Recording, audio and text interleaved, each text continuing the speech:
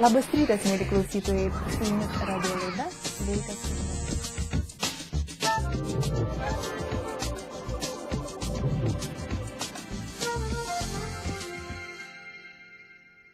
Žmonėse gan stipriai prigijęs posakis žvilgsnio aštrumas.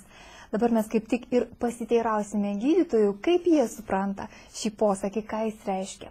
O taip pat kalbinsime Lietuvos praktinio šaudymo asociacijos narį Saulių. Ir jo klausinėsime, ar šauliui tikrai labai svarbus aštrus žvilgsnis. Lietuvos praktinio šaudymo asociacijos nariai kelis kartus per metus dalyvauja tarptautinėse varžybose. Šiuo metu jūs matote, kaip varžybose sekasi lietuviams. Asociacijai priklauso apie 200 žmonių. Nemažai yra valstybės tarnautojų, studentų, nors praktinis šaudymas atsirado pareigūnų dėka. Policininkai, kariškiai, apsaugos darbuotojai po darbo rinkdavosi pašaudyti, varžėsi dėl taiklumo ir greičio, o galiausiai visą tai pavirto rimtų užsiėmimų.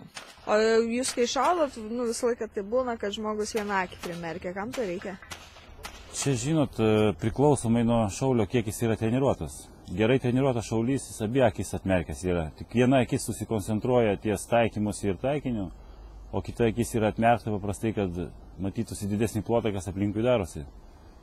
Tai dauguma gerų šaulių šaudo dviem atmerktom akim. O tie, kas užsimerkia, tai čia pradedantis? Ne, tai nesakau, kad pradedantis, gali ilgai šaudantis būtų užsimerkęs, jam paprasčiausiai tai patogiau.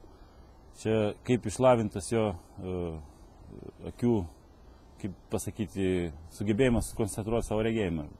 Praktinio šaudymo varžybose svarbu šaudyti kuo taikliau ir kuo greičiau. Šaudoma iš pistoletų ar revolverių. Varžybose būna apie 18 pratimų, kuriuos atliekant tenka ir pabėgioti, ir pašliaužioti. Lietuviai tarptautinėse varžybose pasirodo neblogai. Pavyzdžiui, mūsų pašnekovas Saulius Europos šimtuke yra užėmęs 34 vietą. To šaudymui reikia gero regėjimo? Žinoma.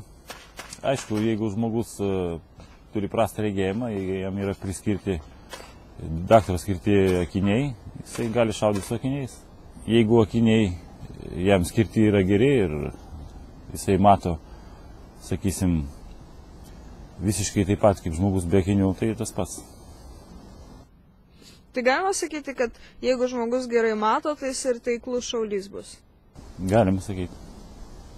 Nes jeigu jis prastai mato, tai jeigu taikinys yra toli, jisai gali matyti to taikinio tik tai miražą, sakysim, o kryptukas ginklo yra arčiau ir matys kryptuko miražą, tai tikrai jis nebus nepataikys į taikinį. O koks jūsų regėjimas? Neseniai buvau pas gydytoją liktai vienas. Gerai, geras. Žmonėse gan įsitvirtinęs yra toksai posakis žvilgsnio aštrumas. Medikų kalba, ką tai galėtų reikšti? Medikų kalba tai turbūt būtų regėjimo aštrumas. Tai būtų, kiek žmogus sugeba matyti. Dabar kokiais vienetais jis matuojamas, kaip ir nėra tokių vienetų ir galima sakyti, tai regėjimo aštrumo vienetai, nes tai nėra matuojama nei dioptrijomis, nei metrais, nei dar ko, tai yra tiesiog toks regėjimo aštrumo vienetas ir tas tikrasis gerasis matymas jis ir vadinasi, kad yra vienetas, matymas vienetas. O kai nemato, reiškia visko, tai tada yra matuojama po kablelio 0,5, 0,7. Tai čia Lietuvoje ir Europoje tokie matavimai. Amerikoje netgi yra kitaip, ten pavyzdžiui 20-20 jie pėdomis matuoja. Ten kitokie yra to regėjimo aštrumo matavimo vienetai. Vienas iš žvilgsnio aštrumo įvertinimo kriterijų – gebėjimas gerai matyti paskutinę regėjimo tikrinimo lentelės eilutę. Labai prisimerkęs trumparegis gali kelias sekundės išlaikyti aštrų regėjimą, bet tik kelias sekundės. Beje, žmogus, kuris nėra nei trumparegis, nei toliaregis, gali taip pat neturėti aštraus regėjimo. Tokiu atveju medikai įtaria beprasidedančią akių ligą, pavyzdžiui, kataraktą. O jūs kaip nors rūpinatės savo regėjimu? Ne, specialiai aš tam nieko neskiriu. Tik žinau iš gandų, gal, sakysim, iš močiučių pasakojimo, kad padeda mėlynės.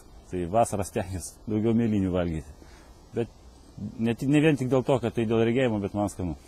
Už šį siužetą dėkojame maisto papildams, kurie stiprina regėjimą. Vision Force.